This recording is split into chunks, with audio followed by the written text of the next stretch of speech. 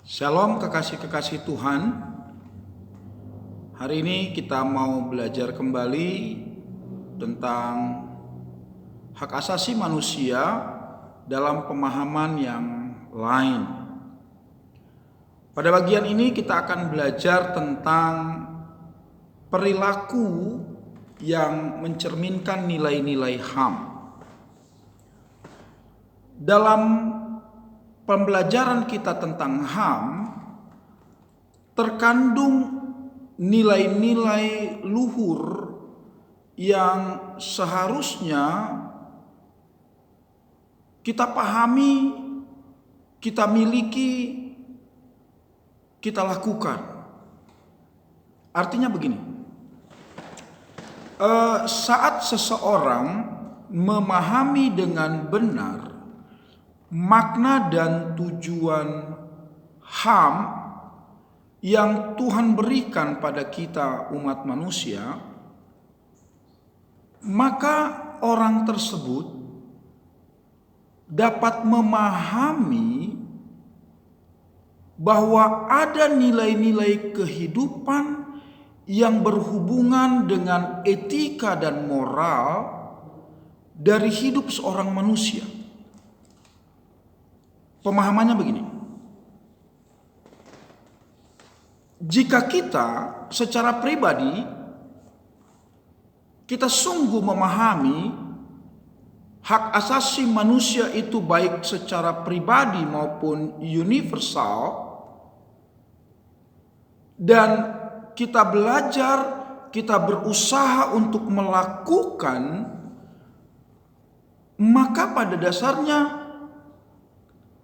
kita bisa menyadari bahwa di dalam hak asasi manusia itu terdapat nilai-nilai luhur. Nilai-nilai luhur itu adalah nilai-nilai tentang etika dan moral. Ada 3 teori yang dijadikan sebagai kerangka berpikir atau kerangka analisis tentang hak asasi manusia. Yang pertama tentang teori realitas.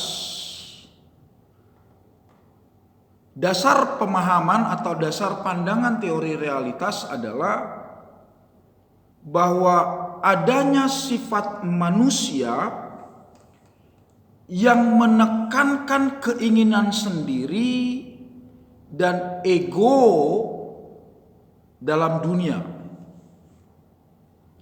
Ini yang seringkali sadar tidak sadar karena pemuasan keinginan diri sendiri, karena pemuasan egoisme, maka kita anarkis. Anarkis belum tentu itu kasar. Anarkis itu belum tentu pukul-pukulan, berantem, enggak. Tetapi anarkis di sini mencakup berbagai kondisi, berbagai perasaan. Tetapi pada intinya adalah pemuasan tentang keinginan diri sendiri. Contoh, misalnya waktu kita ingin memiliki sesuatu, waktu kita ingin membeli pakaian, tetapi ternyata ada seseorang yang lebih dulu memilikinya dari kita. Maka muncul apa yang disebut dengan kecemburuan. Dan kecemburuan itu sendiri itu wujud dari keinginan akan pemuasan diri. Ini anarkis. Perhatikan baik. Waktu cemburu kita terhadap seseorang yang memiliki apa yang ingin kita miliki lebih dulu, ini anarkis. Berantem, ini anarkis.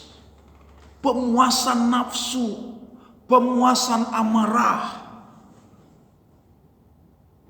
Nah, itu sebabnya pemerintah wajib mengambil tindakan untuk menjaga keamanan nasional dan keharmonisan sosial.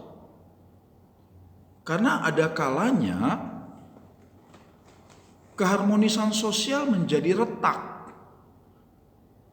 Karena apa? Karena pandangan ini tadi,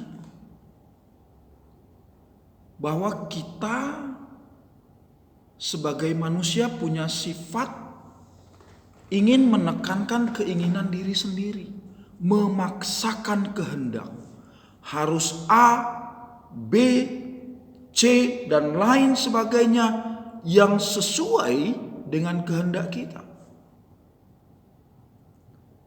Yang kedua, teori relativitas kultural. Pandangan ini berkata bahwa nilai-nilai moral dan budaya bersifat khusus. Artinya begini, nilai-nilai yang terkandung yaitu nilai-nilai etika dan moral pada HAM tadi itu bersifat lokal dan spesifik. Pemahamannya adalah begini, misalnya pada nilai-nilai luhur tentang etika dan moral pada suatu suku bangsa atau pada suatu daerah itu hanya berlaku pada daerah itu sendiri. Belum tentu berlaku pada daerah lain.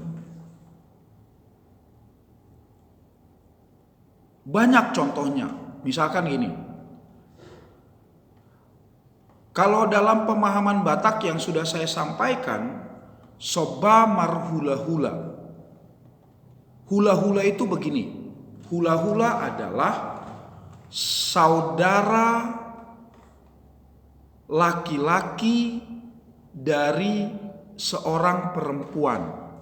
Baik itu abangnya laki-laki atau adiknya laki-laki dari seorang perempuan. Atau seorang anak mempunyai paman dari ibunya. Nah, paman dari ibunya ini adalah hula-hula dari bapak si anak ini. Gitu. Misalnya si A ini laki-laki mengambil seorang perempuan menjadi istrinya. Nah, saudara laki-laki baik abangnya maupun adiknya laki-laki dari istrinya itu adalah hula-hula dari suaminya ini. Gitu. Nah, dalam pemahaman soba marhula-hula dalam istilah Batak itu adalah laki-laki ini harus hormat banget nih sama saudara laki-laki dari istrinya. Harus hormat banget. Itu kalau ada acara pesta misalkan, saudara laki-laki dari istrinya ini ada acara pesta, bikin pesta pernikahan, maka saudara iparnya ini nih, si laki-laki tadi, ini harus kerja di dapur. Itu.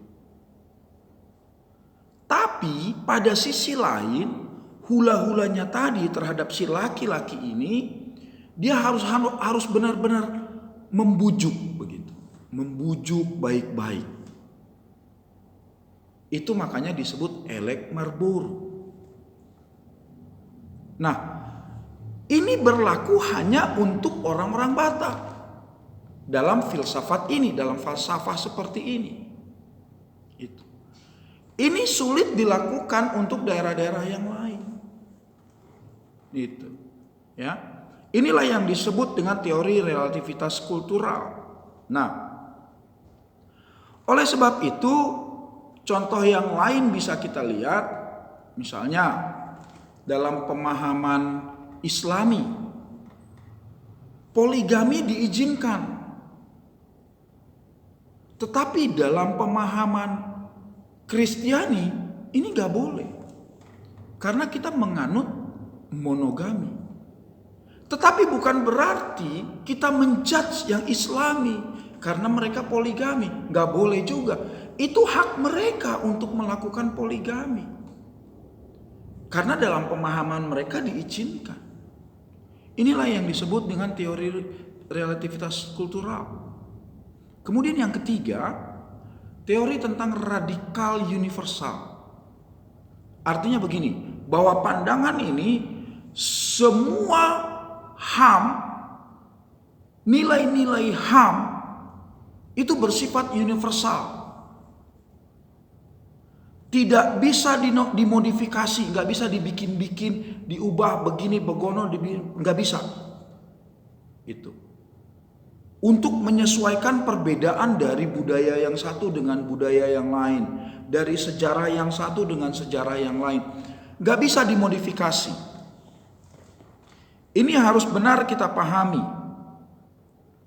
Nah, perilaku Kristiani yang harus dimiliki oleh setiap orang percaya dalam hubungannya dengan HAM adalah satu, menghormati diri sendiri dan sesama sebagai ciptaan Tuhan. Itu yang sudah saya sampaikan pada pembelajaran yang lalu. Kedua, menghormati kehidupan yang diberikan Tuhan kepada manusia. Yang ketiga, menghormati kebebasan dan kemerdekaan baik diri sendiri maupun orang lain. Yang keempat, menghargai pendapat, pandangan, dan pilihan orang lain meskipun hal tersebut berbeda dengan kita. Yang kelima, menghargai segala sesuatu yang menjadi milik atau hak orang lain. Itu yang tadi saya bahas di awal. Ada nilai-nilai luhur di sana. Apa nilai-nilai luhurnya? Yaitu tentang etika dan moral. Jika kita bicara tentang kata menghormati, itu adalah bicara tentang etika dan moral kita sebagai manusia. Nah, hari ini saya akan memberikan tugas kepada kalian semua dalam bentuk portofolio. Jadi silahkan membuat suatu tulisan minimal satu lembar folio bergaris itu satu halaman itu tuliskan suatu deskripsi. Deskripsi itu adalah penilaian pribadi, penilaian atau pandangan pribadi tentang HAM melalui cerita yang terdapat pada 1 Raja-Raja 21 ayat 1 sampai 16. Saya ulangi. Yang terdapat pada 1 Raja-Raja 21 ayat 1 sampai yang ke-16. Apa isi tulisan kalian? Yang pertama, nilai-nilai apa saja yang terkandung dalam cerita tersebut? Yang kedua, bagaimana nilai-nilai tersebut bisa terpenuhi? Yang ketiga, bagaimana nilai-nilai tersebut tidak terpenuhi? Yang keempat, jelaskan akibat dari tidak terpenuhinya nilai-nilai tertentu. Itu yang harus kalian buat, dikumpulkan paling lambat 2 minggu ke depan dari hari ini, yaitu tanggal 22. Hari ini tanggal 22 Juli 2020. Berarti 2 minggu ke depan, dengan kata lain, pembelajaran kita 2 minggu ke depan, paling lambat tugas ini sudah harus diserahkan dalam bentuk Word atau PDF. Itu ketik ya kan? Kirim ke nomor WA saya. Ya, sekalian sudah pada tahu lah, ya. Itu. Yang belum tahu tanya temannya masing-masing. Oke. Dan saat ini kita akan masuk pada bagian lain, yaitu tentang perilaku yang melanggar HAM. Nah ini banyak ini. Banyak. Kadangkala kita nggak menyadari bahwa perilaku kita itu melanggar HAM terhadap orang lain. Itu. Sadar tidak sadar memang. Tapi kenyataannya iya. Nah, mari sama-sama kita belajar tentang hal ini. Banyak contoh yang terjadi. Misalkan penjualan manusia. Ini, waduh, kasus penjualan manusia sudah banyak di Indonesia. Anak bayi dilahirkan tapi dijual kepada keluarga-keluarga yang menginginkan anak. Itu. Kadangkala alasannya klasik, hanya gara-gara tidak mampu mengasuh dan tidak mampu membiayai anak itu. Manusia sudah dianggap sebagai suatu produk. Udah kayak makanan, minuman botol ya. Aduh, ampun. Kadangkala hati saya itu. Ini pelanggaran. Yang kedua, penjualan organ manusia. Ini lebih lagi sadisnya minta ampun. Iya, penjualan organ manusia. Saya pernah nonton film India kalau nggak salah. Saya lupa judulnya. Tetapi ada satu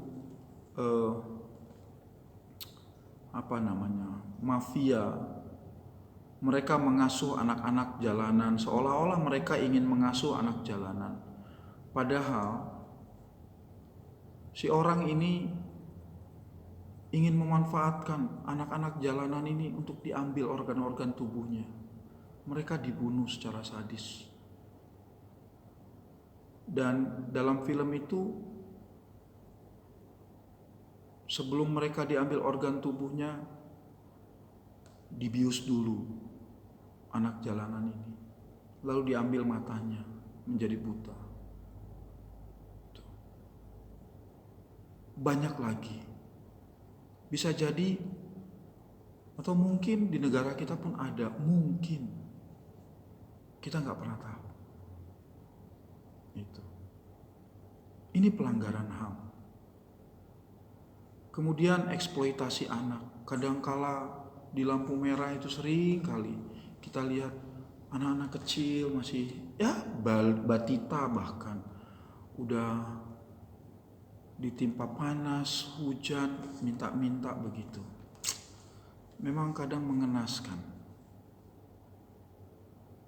Lalu tenaga kerja anak, waktu usia sekolah tapi sudah bekerja,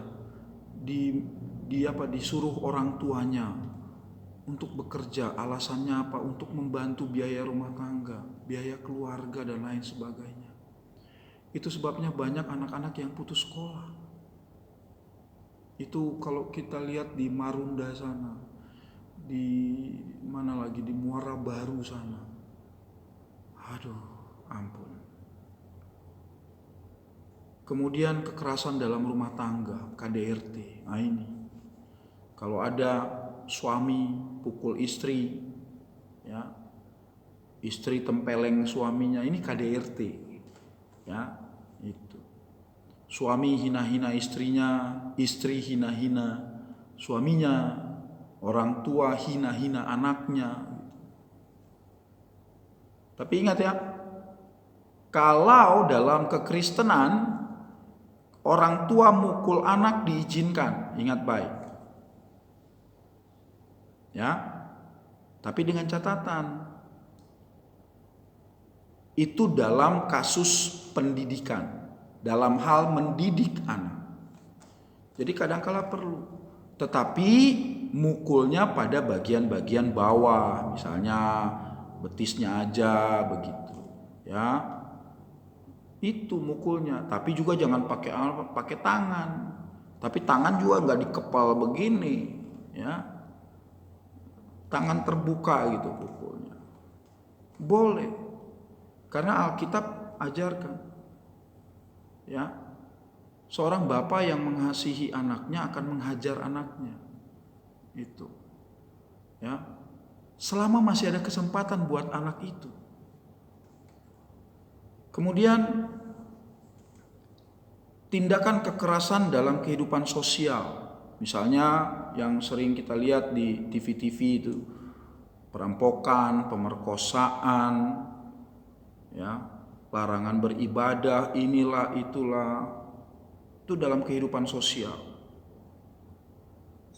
Kemudian merampas hak hidup orang lain, ini pembunuhan, kan banyak itu, ya.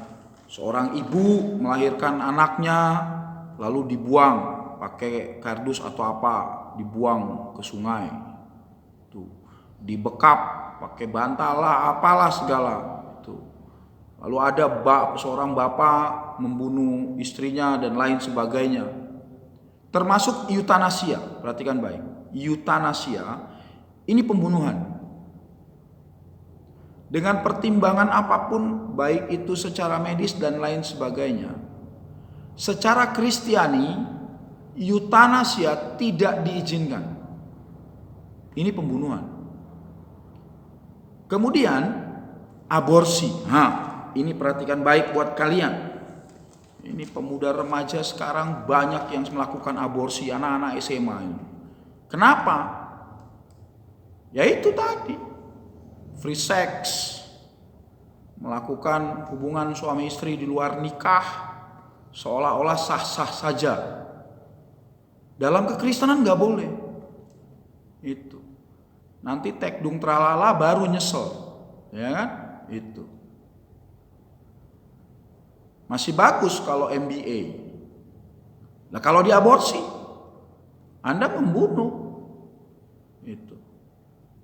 Masih lebih bagus lah MBA, walaupun memang sanksi secara sosial itu malu, ya kan, MBA, married by accident. Aduh ampun dah. Saya berharap anak-anak saya nggak ada yang kejadiannya seperti ini, ya, khusus kelas 12. Ayo, jadi kalaupun nanti pacaran yang benar, ya, jangan kelewat batas. Nah, sampai di sini dulu pembelajaran kita hari ini. Saya berharap kita mempelajarinya dengan baik, kita memahaminya dengan baik, kita menyadarinya dengan baik, dan pada akhirnya kita bisa melakukannya juga dengan baik. Jadilah berkat bagi banyak orang. Puji nama Tuhan. Amin.